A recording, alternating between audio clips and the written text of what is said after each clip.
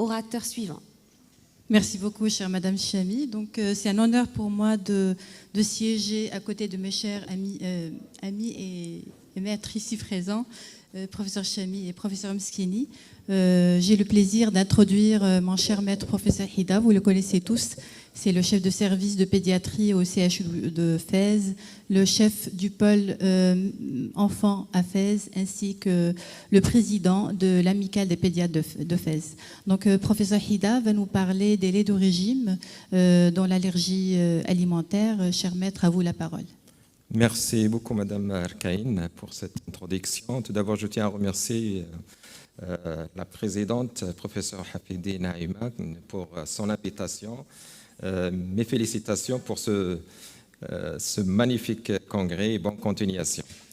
Je crois que je vais essayer de vous faire gagner quelques minutes parce que beaucoup de choses ont été dites. Donc, on a eu la chance d'assister cet après-midi à des topos sur l'allergie alimentaire. Donc, on a appris beaucoup de choses. Et peut-être je vais répéter certaines choses. Et je remercie mon ami Shafir, qui a parlé de l'allergie aux protéines de vache. Donc, on m'a demandé de parler des laits de régime en allergie alimentaire. Depuis tout à l'heure, on parlait de l'allergie alimentaire et l'allergie la plus fréquente chez le nourrisson, chez les tout-petits, c'est l'allergie aux protéines de lait de vache. La prise en charge de cette allergie aux protéines de vache donc, passe par l'éviction du lait et les produits laitiers.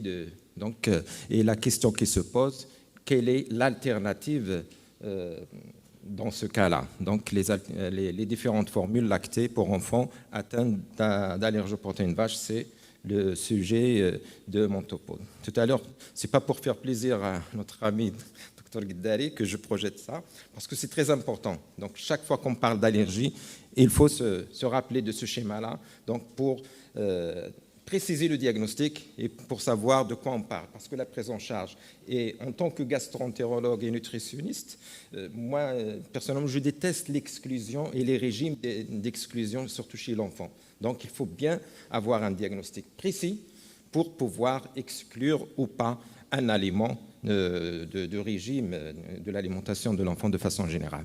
Je vous apprends rien en disant que le lait... Donc, c'est un aliment qui est essentiel pour l'enfant. Donc, avant de prescrire son exclusion, donc, il faut vraiment préciser le diagnostic. Vous voyez, cet enfant-là, il regarde ce lait. La PLV, donc, comme l'a dit, c'est Mahraoui, donc c'est tout un éventail de tableaux cliniques. Il y a beaucoup de formes déroutantes. Et l'intérêt d'une démarche clinique logique, tout à l'heure, on parle d'une bonne anamnèse, donc un bon diagnostic. Et la bonne prise en charge se base sur une médecine personnalisée. Donc, il ne faut pas hésiter à demander l'avis des allergologues. L'allergologie, donc, c'est un carrefour entre les différentes disciplines. Il ne faut pas donc hésiter à demander de l'aide avant de retenir le diagnostic d'une allergie. Donc, depuis tout à l'heure, on parlait de la fréquence ou de la prévalence. C'est vrai, donc c'est différent. Donc, 14% donc, sur cette étude de familles signalent que leur bébé il est allergique. En fait, c'est uniquement 1,4% des cas qui sont vraiment des allergies aux protéines de lait de vache authentiques. L'allergie alimentaire, c'est une rupture de la tolérance orale et donc le choix d'un aliment, d'un lait de régime, c'est pour court-circuiter cette rupture de tolérance et pourquoi pas d'induire une tolérance. C'est juste pour rappeler un petit peu les multiples protéines allergisantes que contient le lait. Donc, à un certain moment, donc, on pensait qu'uniquement la bêta-lactoglobuline qui est allergisante parce qu'elle n'existe pas dans le lait maternel. Mais actuellement, donc, on sait tous que toutes les protéines de lait de vache peuvent être sensibilisantes. Vous avez sur ce schéma-là donc les allergènes qui sont majeurs, tels que les caséines et l'alpha et la bêta-lactoglobuline qui sont des allergisants majeurs. Je passe sur ce tableau clinique, c'est juste pour vous rappeler l'intérêt d'un diagnostic. Et le mot-clé, c'est peut-être ce TPO. Et d'ailleurs, l'exclusion, c'est une première étape de diagnostic. Et puis la réintroduction pour voir est-ce qu'il y a réapparition des signes, c'est la deuxième étape de diagnostic. La prise en charge de cette allergie aux protéines vaches donc, nous amène à faire une exclusion absolue de lait de vache pur et également de tous les produits qui peuvent en contenir. Les produits laitiers, beaucoup de préparations industrielles. Et dans ce cas-là, seule une bonne lecture et une lecture attentive de la composition nous permet de résoudre un petit peu le problème. Ce régime-là, donc, il est difficile à suivre. Donc, dans l'intérêt d'un bon diagnostic, je ne cesse de le répéter. Donc, il faut exclure toutes les préparations lactées et je vous rappelle que les différentes formules lactées, donc, dans la majorité des cas, c'est à base de protéines de lait de vache. Vous avez ici les processus pour arriver à une formule lactée mise sur le marché. C'est vrai qu'il y a le lait de vache, mais également d'autres mammifères. Le lait qui existe sur le marché, donc celui de chèvre, les autres, c'est pas encore donc, mis sur le marché. Ces préparations lactées, pour le rappeler, donc, ils répondent à une réglementation, surtout la réglementation européenne, et dans la majorité des cas, sont à base de lait de vache.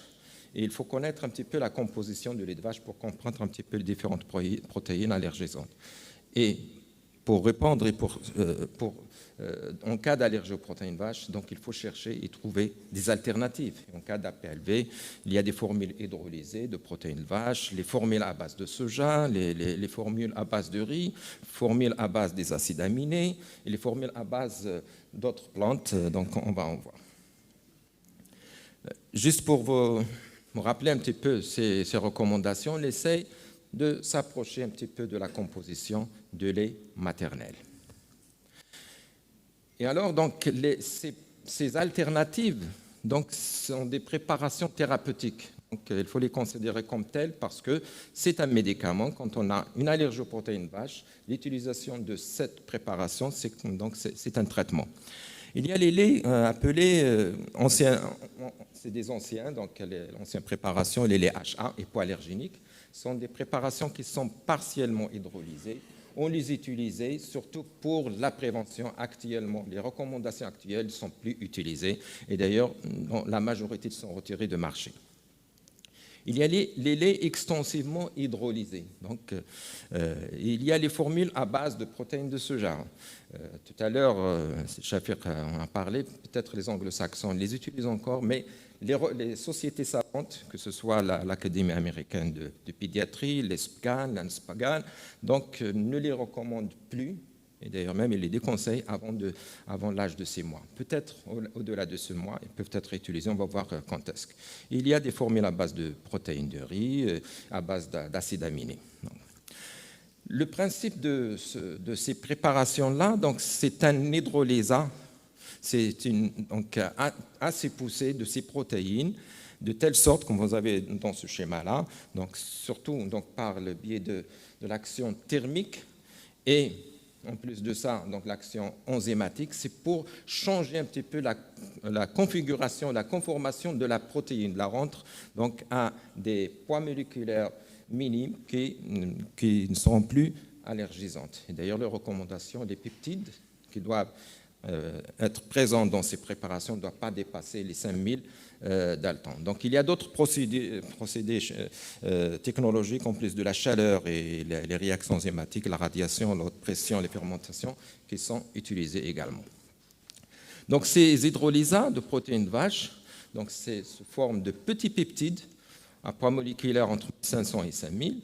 C'est des formules qui sont enrichies par les triglycérides H moyen pour améliorer la digestibilité. Ils sont enrichis en huile végétale. Et il n'y a ni saccharose ni lactose dans la majorité des préparations. Et ils sont bien tolérés dans 90% des cas d'allergie aux protéines vaches. Ils sont nutritionnellement adéquats pour la croissance de nourrissons. Le seul bémol, le seul inconvénient, c'est leur acceptabilité, on va revenir, parce qu'ils ont quand même un goût amer. Les hydrolysats de protéines de vache qui existent sur le marché, il y a des hydrolysats de caséine, donc vous avez la liste là, et vous avez des hydrolysats de lactosérum. Mais on peut les utiliser sans distinction, sur le plan pratique. En plus à côté de ces hydrolysats de protéines de vache, actuellement, des préparations sont développées depuis quelques années à base de protéines de riz. Il y a plusieurs études qui ont montré leur efficacité, leur faible allergénicité et leur tolérance dans plus de 90% des cas. Donc je passe sur ces études-là, puisque actuellement ils existent sur le marché européen. Ils ont une bonne qualité nutritionnelle. Et le troisième groupe, c'est les préparations à base de soja, donc anciennement utilisées. Je me rappelle, on les utilisait parce que à l'époque, les hydrolysats étaient très chers, donc on teste s'il y a une allergie croisée, on les arrête. Mais actuellement, ils ne sont plus recommandés, au moins dans les pays européens. Et ils ont quand même l'avantage d'avoir un bon goût par rapport aux hydrolysats de protéines de lait de vache. Les préparations à base d'acides aminés, c'est des préparations qui sont faites par des acides aminés élémentaires et sont indiquées dans les formes sévères, peut-être d'emblée, surtout en cas d'anaphylaxie, et en cas de persistance des symptômes sous hydrolysats poussés de protéines de vache. Leur limite et inconvénient, c'est le coût. Ils sont plus chers, 6 à 8 fois plus que les hydrolysats standards, et ils ont une mauvaise acceptabilité par ce goût qui est amer. Donc, à côté de ces préparations-là, actuellement, ils travaillent en plus de préparations à base végétale, soja, riz. Il y a des études pour trouver d'autres alternatives. Concernant le goût et l'acceptabilité de ces préparations, on a constaté que les préparations à base de soja et de riz sont mieux acceptées par rapport aux hydrolysats de lait de vache. Et une étude qui a été faite, il s'agit de voir un petit peu l'acceptabilité, et on a constaté surtout c'est l'âge d'introduction. Quand c'est introduit tôt dans la vie, surtout moins avant 4 mois, ils sont bien tolérés. Au-delà de 4 mois, ils sont mal tolérés, mais on conseille aux mamans de patienter quelques jours, le temps que l'enfant accepte un petit peu ces formules-là. Les critères de choix, on avait un petit peu ces préparations. Comment choisir entre ces différentes préparations sur le marché? Je vous projette cette plaque, mais je vais vous décevoir parce que c'est théorique. Sur le marché marocain, malheureusement, il n'y a rien. À l'époque, on avait l'Alfaré de Nestlé qui a disparu, et par la suite, Aptamil Pepté Junior, disparu également. Actuellement, il y a le Primalac, CMA, mais il faut demander aux grossistes, etc. Donc, c'est le calvaire. Donc, quand même, c'est un problème. Hier, avant de terminer cette présentation, j'ai demandé à un ami, un pharmacien, il m'a dit que ce n'est pas demandé. Le seul qu'on peut avoir de temps en temps, c'est le Primalac. Donc, il y a un effort à faire. C'est vrai, c'est cher, mais c'est un médicament. Donc, il faut peut-être voir le remboursement, etc. Et voilà, donc, si on dispose de cette gamme de préparation, les critères dont on peut prendre en considération l'âge de nourrisson, la gravité, la sévérité, le phénotype immunitaire, pourquoi pas, le modèle de croissance, etc. Et le coût-efficacité. Donc, c'est un régime strict. Je passe parce que c'est Marawi, on en a parlé, et voir par la suite quand est-ce que l'introduction, vous avez des protocoles de réintroduction, soit en ambulatoire, soit en hospitalier, selon la forme, EGE médié, non EGE médié, etc. Donc, il faut parler également de l'allergie croisée. Tout à l'heure, le docteur Guidari en a parlé. Donc, il y a l'allergie croisée parce qu'on se pose la question, pour avoir une alternative, la maman peut dire, est-ce que je peux lui donner le lait de chèvre, le lait de brebis. Donc, l'allergie croisée elle est très fréquente, se voit dans plus de 90% des cas. Par contre, certains laits de certains mammifères, tels que l'ânesse, le chamel, ils sont bien tolérés parce que le lait de chamel, donc elle est loin, donc elle n'est pas allergisante, mais sur le plan nutritionnel, ne sont pas adaptés. L'allergie croisée, j'en ai parlé, dans les formes, surtout dans les formes non IgE-médiées. Et il faut faire attention au CEPA, parce que les protéines, en plus de lait, le soja, etc., l'œuf.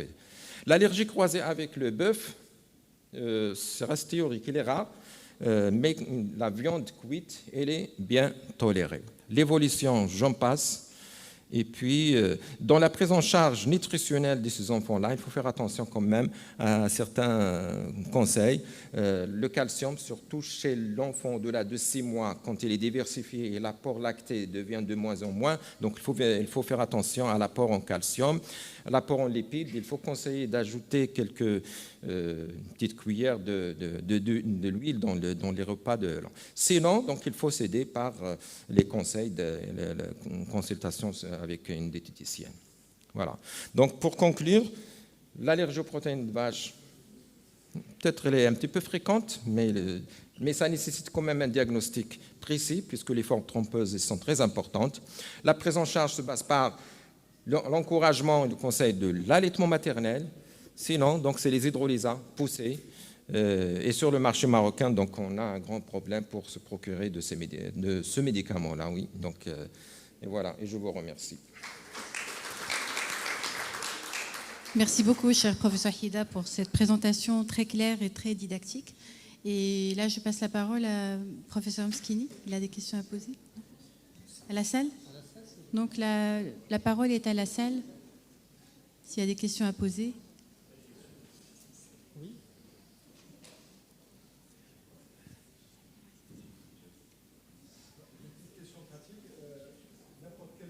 Micro. Merci. J'ai une question pratique. N'importe quel orateur peut répondre. Quand on parle d'allergènes thermolabiles, est-ce que vous pourriez préciser la température et la durée de cuisson? Parce que c'est important, je crois. Qui veut répondre?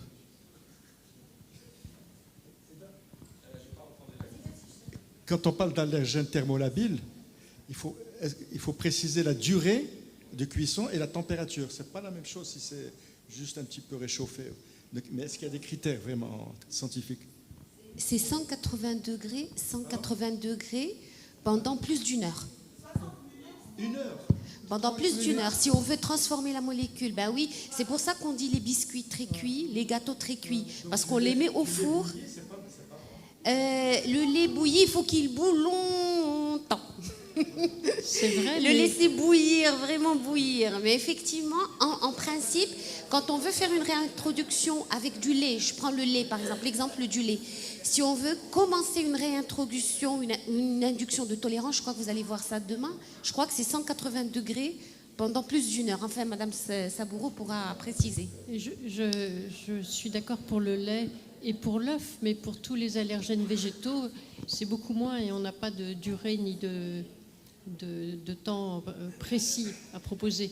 Mais dans le cadre des syndromes oraux, il suffit que la pomme soit absorbée sous forme de compote, qui n'a pas besoin d'être cuite très longtemps et il n'y a pas de réaction. Mais là, ça dépend des allergènes en fait. Oui, c'est bon à savoir parce que ça va améliorer la qualité de vie des patients, le fait de leur permettre de consommer des aliments cuits. Oui, je pense Ahmed. que nous, les pédiatres allergologues, on doit réagir et c'est urgent. On doit absolument toucher les autorités, ceux qui s'occupent de je ne sais pas, la NAM, les pharmacies du ministère pour faire introduire les laits parce qu'on a besoin en fait de lait, c'est urgent, et surtout pour les sensibiliser par rapport aux formules à base de riz, parce que les hydrolysats à base de riz, depuis 2020, il y a eu des recommandations claires européennes de la DRACMA, etc. par rapport à leur efficacité. Ils sont même aussi efficaces que les hydrolysats poussés de protéines de lait de vache. Et ils ne sont pas chers. Donc je pense qu'on doit les introduire dans le marché marocain parce que vu leur coût... Vu leur coût, initialement, on avait des soucis de leur qualité nutritionnelle. Mais comme les études d'impact sur la croissance et l'état de nutrition ça a été fait, et donc ce sont des laits qui ont été introduits dans les recommandations 2024 de l'ESPCAN. Mais on les laisse en deuxième intention lorsque les hydrolysats de protéines de vache sont pas disponibles ou sont pas acceptés. Je reviens sur l'acceptabilité des produits. Effectivement, les produits qu'on a ont une acceptabilité difficile, mais depuis quelques semaines, je ne sais pas est-ce que vous le savez, il y a eu une introduction d'un nouveau produit, un hydrolysat, qui paraît avoir une meilleure acceptabilité et qui est disponible actuellement sur le marché marocain. On l'attendait depuis plusieurs années et maintenant il est disponible au Maroc. Donc, Est-ce qu'il y a d'autres questions? Oui, professeur Dini. donc voilà, c'est une question donc, pour professeur Hida et pour madame Saboro. C'est par rapport à la prévention primaire, toujours pour la prévention primaire contre l'allergie de protéines de lait de vache. On sait que la sensibilisation peut passer par consommation, mais aussi également par autres moyens, notamment par voie cutanée. Maintenant, on parle ce n'est pas encore validé, mais je ne sais pas où en est l'actualité, c'est pour cela que je le dis aussi à madame Saboro, pour l'induction, c'est-à-dire initier une sensibilisation comme une induction de tolérance par les crèmes à protéines alimentaires, notamment aux protéines des vaches. Est-ce que c'est possible? C'est mieux que de passer à l'induction par les premières quantités de lait qui accompagnent l'allaitement maternel. Je peux répondre. En fait, la voie cutanée, non, c'est une voie où tu attrapes l'allergie. Donc, il faut éviter. Oui, ça c'est pour... oui, c'est mais même pour tout, en fait, pour toutes les protéines. C'est ce qui a été proposé. Moi, je dis que c'est des essais qui ont été... oui, c'est-à-dire c'est c'est ça. l'actualité. Ouais. C'est pas une... Mais bon. Oui. Maintenant, ce qui est accepté, c'est on devient allergique quand on est tout bébé, vraiment pratiquement par la peau maintenant, pratiquement. D'accord. Maintenant, c'est vrai qu'on ne sait pas pourquoi il y a certains bébés qui ont des allergies aux protéines du lait, mais dès les premiers jours de vie. Je veux dire, il suffit d'introduire les premières gouttes de lait pour qu'on ait une symptomatologie très sévère. Voilà. Et là, les pistes, je ne sais pas, les pistes, c'est quoi? C'est la maman, c'est une sensibilisation au cours de la grossesse. On n'en sait rien. Hein. C'est des bébés qui, dès la première prise, on n'a pas encore fait la deuxième, que déjà ils sont très très sensibles.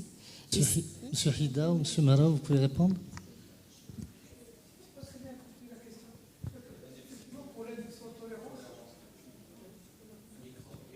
C'est l'induction de tolérance par l'intermédiaire de crèmes, c'est ça qui contiennent, c'est ça? C'est ce que j'ai compris moi. Ouais. L'induction de tolérance peut se faire par voie sublinguale, par voie orale ou par voie cutanée. Si j'ai bien compris, c'est ça, Dini, non? Voilà. Mais il y a effectivement des essais qui font par voie. Ouais, voilà. Ouais. Ouais. Il y a Dupont qui travaille beaucoup sur ça.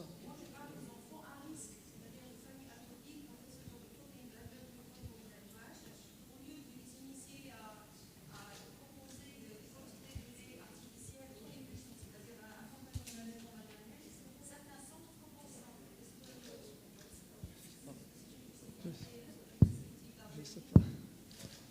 En tout cas, pour l'induction de tolérance, maintenant, ce qui est démontré, c'est qu'on peut la commencer très jeune. Et puis, donc,